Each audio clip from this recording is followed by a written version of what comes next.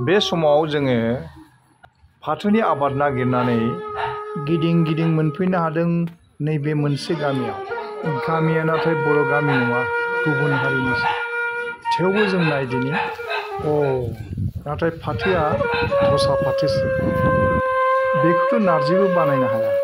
फाथोनि बिलाइफोरखौ जोंनि बर'फोरा नारजि महरै फोराननानै बेखौ जायो। अमा बिबुजों एबा अमा मेजेमजों बेखौ जानाय जायो।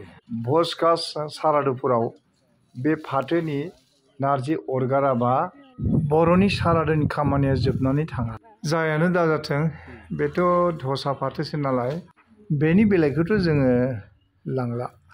फारसेथिं बे फाथोआ आबादनि मादाव मोनसे रां बुथुमनायनि गाहाम राहा। दैज्लां बोथोराव बे आबादफोरखौ दैखांनाय जायो। दा जों बेफोर आबादफोरखौ दैखांफिननो नाजानांगौ। अब्लासो न'खरनि रांखान्थियारि हाल-साला मोजांनिफ्राय मोजां जाबोगोन। मानोना माइ आबादजोंल' जोङो सोनारनानै थानो हाया। बे हा दख्लासेयावनो गुबुन गुबुन समाव गुबुन गुबुन आबाद खालामनानै गावनि इनकामखौ एबा गावनि आदारखौ बुथुमना लानो रोंबासो जोङो सोलिनो हागोन।